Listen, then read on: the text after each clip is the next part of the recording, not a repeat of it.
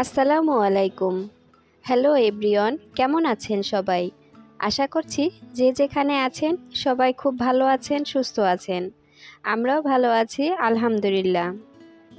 সবাইকে ওয়েলকাম জানাচ্ছি আমার নতুন ভিডিও দেখার জন্য। আজকের ভিডিওর প্রথম অংশটা আমি গত রাতে শুরু করেছিলাম। আজকে আমি সবার জন্য গুরুত্বপূর্ণ একটা টিপস নিয়ে চলে আসলাম। আমার এই টিপসটা প্রয়োগ করে আমি নিজেই উপকৃত হয়েছি, তাই ভাবলাম আপনাদের মাঝে এটা শেয়ার করি। ইনশাআল্লাহ আপনারাও ব্যবহার করলে এর ফল নিশ্চয়ই পাবেন। গত রাতে এটা আমি আর আমার মেয়ে বানিয়েছিলাম। আইসক্রিমের কাঠি আর পুঁতি দিয়ে এটা তৈরি করেছি গ্লুগানের সাহায্যে। তো এটা দেখতে না অনেকটা সুন্দর লাগছিল।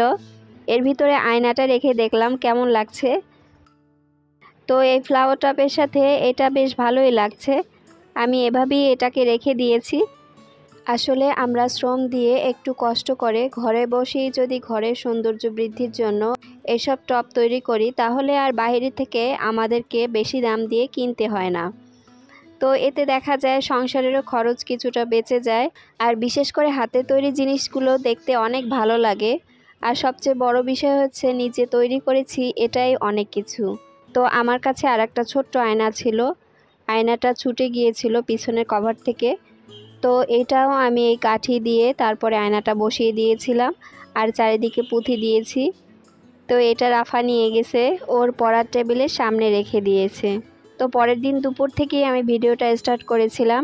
তো এখানে রান্নাটা কি করেছি দেখিয়ে নিচ্ছি। আজকে মুরগি দিয়ে লাউ রান্না করেছিলাম, তবে বেশি মাখা মাখা করিনি, একটু ঝোল ছিল। আর এখানে করেছিলাম করলা ভাজি, আলু ভাজির সাথে করলা ভাজি দিয়েছিলাম। তো দুপুরে খাওয়া দাওয়া শেষ করে নিলাম।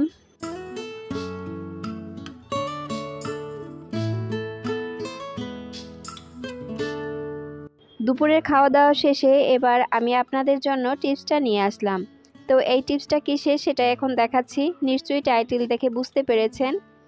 হ্যাঁ, আমি আমার চুলের যত্নে কি তেল ব্যবহার করি সেটাই আজকে দেখাবো। এই তেলটা যে এত উপকার, সত্যি ব্যবহার না করলে বুঝতেই পারবেন না।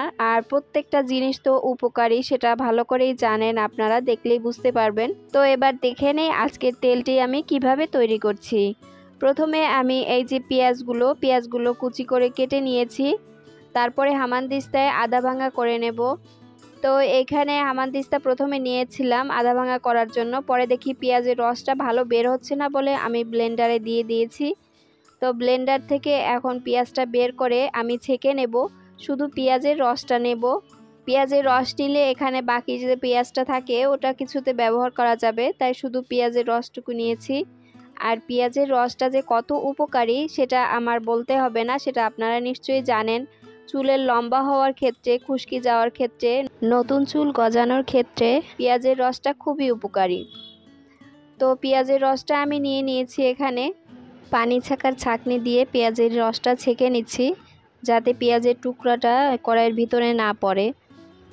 তো পেঁয়াজের সম্পূর্ণ রসটা আমি বের করে নিচ্ছি। অনেকখানি রস বের হয়েছে এখানে। আমি তেলটা অল্প পরিমাণে বানাবো, বেশি বানাবো না। এই তেলটা বানানোর পরে যদি নারিকেল তেল মিশিয়ে ব্যবহার করতে চান তাহলে তো ভালো, আরও অনেক দিন যাবে। তো আমি এখানে অল্প পরিমাণে বানাবো। এবারে নিয়ে নিচ্ছি মেথি। আর মেথি তো চুলের জন্য একদম পারফেক্ট একটা উপাদান। এটা চুলের জন্য খুবই উপকারী। তো এখন এই মেথিটাকে আমি ব্লেন্ডারে এটাও আধা ভাঙা করে এই পেঁয়াজের রসের সাথে দিয়ে দিয়েছি। এরপরে চুলাটা জ্বালিয়ে দিলাম। আর এর সাথে আমি দিয়ে দিচ্ছি, এটা হয়েছে অলিভ অয়েল। তো এই অলিভ অয়েলটা আমি কিনে নিয়ে আসছিলাম, এটা এর সাথে দিয়ে দিচ্ছি। আর সাথে দেব নারিকেল তেল। আমার এই নারিকেল তেলটা হাতে ভাঙানো, একদম ফ্রেশ।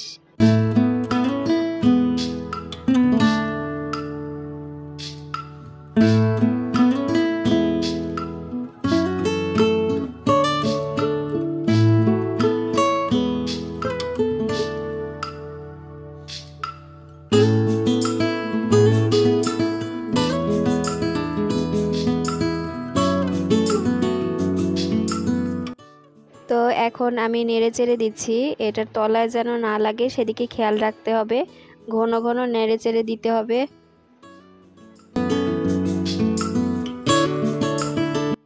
তো এখন দিয়ে দিচ্ছি আমলকির গুঁড়ো। এই আমলকির গুঁড়োটা আমি আমলকি শুকিয়ে তারপরে গুঁড়ো করে রেখেছিলাম, তো সেইটুকু দিয়ে দিয়েছি এর সাথে।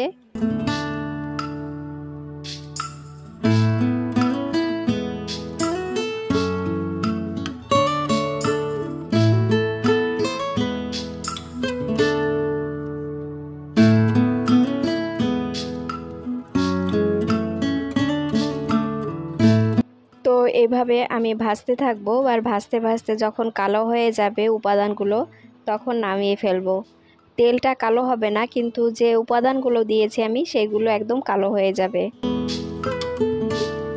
তো এখানে আমি ছেঁকে নিচ্ছি একটা বাটিতে ছাঁকনির সাহায্যে। তেলের কালারটা কত সুন্দর আসছে দেখেন।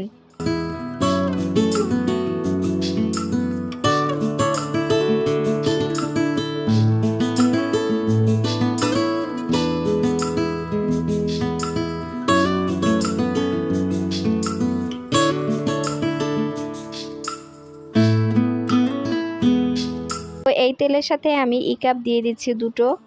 তো এই কাপটা আমি এই তেলের সাথে ব্যবহার করেছি। আর এখানে দিয়ে দিচ্ছি কাস্টার অয়েল।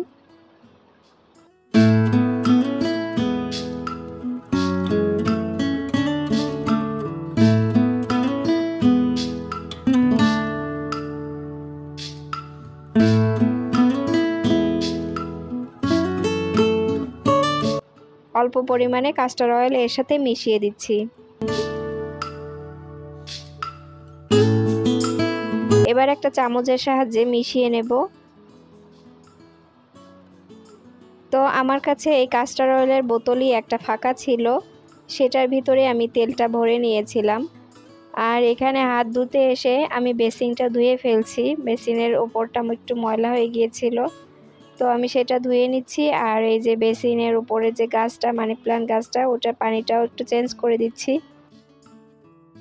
তো আমার বন্ধুরা, আপনারা যারা আমার ভিডিওটি নতুন দেখছেন, যদি আমার চ্যানেলটিকে সাবস্ক্রাইব করে না থাকেন তাহলে প্লিজ আমার চ্যানেলটিকে সাবস্ক্রাইব করে আমার সাথেই থেকে যাবেন। আর সাথে থাকা বেল বাটন অপশনটাও অল করে দিয়ে যাবেন, তাহলে আমি পরবর্তীতে নতুন নতুন ভিডিও আপলোড করার সঙ্গে সঙ্গেই আপনারা নোটিফিকেশনে পেয়ে যাবেন। আর এই কাজটি ইতিমধ্যে যারা করেছেন তাদেরকে আমি অসংখ্য ধন্যবাদ জানাই। তো এবার তেলটা ঠান্ডা করে আমি বোতলে রেখে দিচ্ছি। রাখার সময় নিচে যে একটু তেল পড়েছে ওটা আমি চুলে দিয়ে নিয়েছি।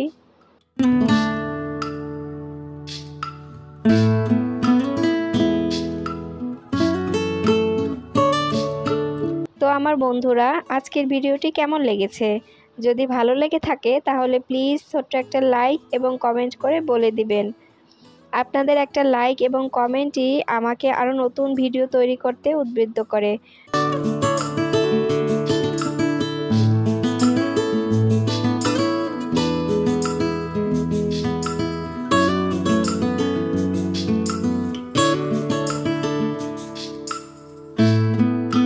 তো আজকের মতো আমার ভিডিওটি এখানে শেষ করছি। কথা হবে আবার নেক্সট ভিডিওতে। ততক্ষণ পর্যন্ত সবাই সুস্থ থাকুন, ভালো থাকুন। আল্লাহ হাফেজ।